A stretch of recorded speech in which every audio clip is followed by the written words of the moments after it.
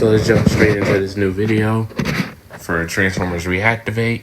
A character I personally want first would definitely be this version of Jetfire, only because this design is really good, and I think it would be nice to have another flying Autobot right next to Windblade, because flying Autobots are heavily underrated in my opinion, and this version of Jetfire would just be goated. Jetfire was always a cool character, especially in his prime before Michael Bay ruined him, but I digress with that.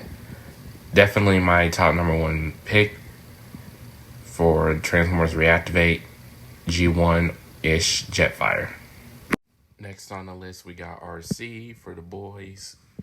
And y'all thought I was going to leave y'all out, didn't you? Nah. We're going to put RC in here too. Besides the fan service the character would bring, she would be a nice agility type character for those who love those type of combat characters. And she could have blades like she did in Transformers Prime. And her artillery in terms of gun range was never really... It was kind of slept on, not gonna lie. Like, she had some pretty cool guns in the comics and Transformers Prime and G1. Like, her artillery is really slept on. Like, but if I were to rank her, I would probably put her in Assassin class if there ever comes a class for that. Next up, we got Cliffjumper. Now, he would be definitely a cool character, especially with the type of guns he could bring to the table. His gunplay is never slept on. Like, this dude be carrying around rockets, handheld pistols at some point, but his most famous weapon is his glass gas cannon. For the G1s, you know what that means. And he'll be a cool character to have right beside Bumblebee, you know, the twin-looking Autobots. I always thought Cliffjumper looking like Bumblebee was kind of cool. Underrated opinion. But yeah, he could also cloak like he did in the Fall of Cybertron games. And I honestly don't know what vehicle mode they would go for him. Probably the same type that Bumblebee has to make them look alike, I guess. Now, in terms of classes, I think he would be probably... I forgot what classes they... I would probably put him in offense class. Next, we got a Transformers that definitely needs to be in this game desperately, because his name has not been used in anything recently, in any type of content, but we got Jazz. Really slept on Transformer in recent days, even though he's the second command of Optimus freaking Prime. He's never been used in anything outside the G1 movie where he died and never showed up in anything again. And I just think it's a little bit ridiculous that Hasbro refuses to use this character, but Jazz can have his usual handheld pistol, and he can have the ability where he plays music, and it disorients the opponent, you know, like he usually does. Or it could just be supersonic waves used to disrupt the opponent, or he could just have his normal grappling hook. Now, in terms of class, I would put him in offense. Next, we got Mirage. He's been booming in popularity recently with Rise of the Beast, so I think having him in the game would definitely get the game some more attention, since it's going to be a live service, so you want many people jumping on as much as possible. Now, having Mirage on there would definitely be an intelligent decision. You can only have his cloaking / shadow clone jutsu ability. I'm just kidding, but his cloning ability with holograms, to be more specific.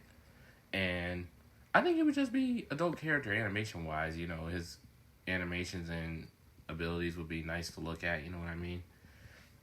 And in terms of class, I think it would be a stealth-type character.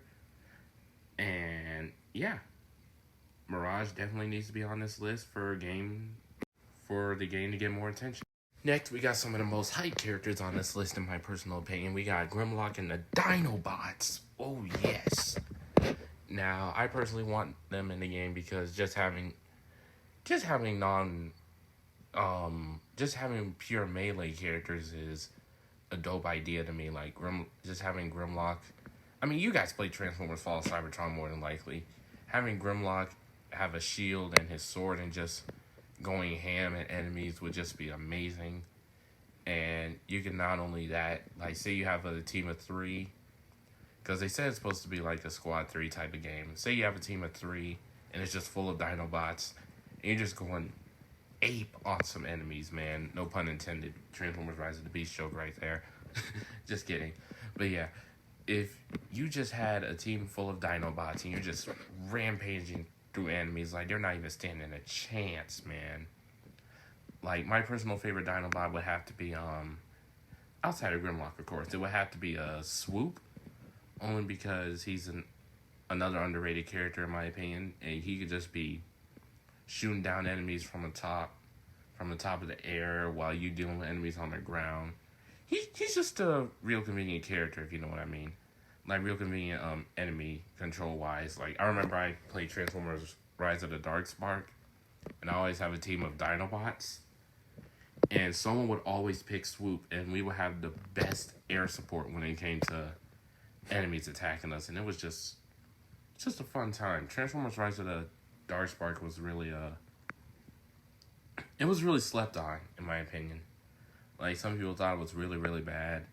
Story wise, yeah, it sucked, but the online and playing as different characters thing, that was awesome, in my opinion. But yeah, Dinobots, gotta have them. End of discussion. You gotta have them in the game. Next up, we got Ultra Magnus, and I know what you're thinking. Why did I choose this version of Ultra Magnus? Because to me, this version of Ultra Magnus is my favorite. Because the character arc he had and the weapons this dude had in the show, Robots in Disguise, at least this version, he was just awesome to me. Like, this version of Ultra Magnus was so dope. Whenever he showed up on screen, I would get so hyped. And whoever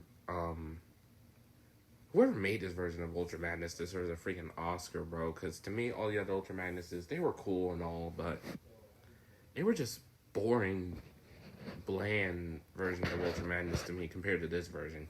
This version was absolutely goated. Now, if we could get this version of Ultra Magnus as a skin, I'd be down for it.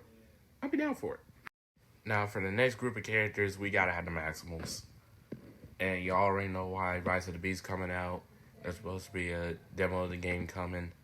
We gotta have some Maximals in this game. And I'm talking Optimus Primal. I'm talking Rhinox. I'm talking Cheetor. I'm talking Rat Trap. I'm talking Tigertron. Basically the ones you see on screen right now. Rhinox will obviously be the tank character. Primal will obviously be the offensive. Rat Trap, the stealth and sneaky one. Cheetor will be a speed type of character. And Tigertron, he'll be a tactician, I believe.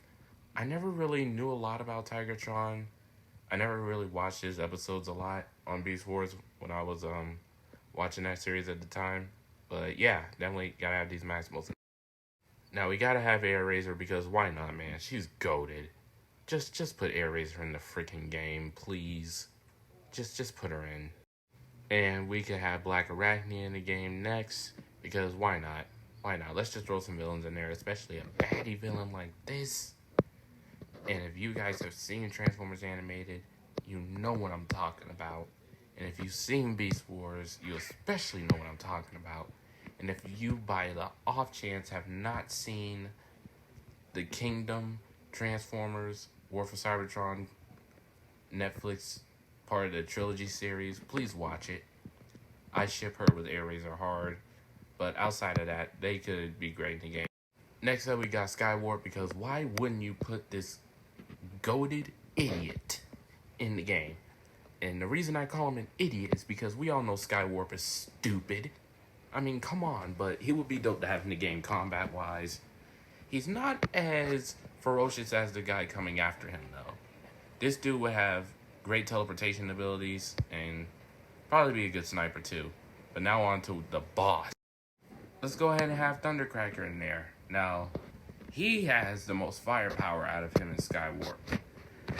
Thundercracker would just be a great, not like a literal vehicle tank, but like a tanky character. Because in G1, he was always that. He always had the most firepower out of the Seekers. Plus, Starscream's already in the game, so why not complete the 3 Seekers, my guy? Why not have them in there? But as for his class, I would definitely put him as the Brawler. Because I know in some continuities he's a scientist, which didn't really sit well with me. Because I grew up with Thundercracker and G1 as him being the Brawler type of character. He was my favorite, to be honest. My favorite Seeker out of all of them.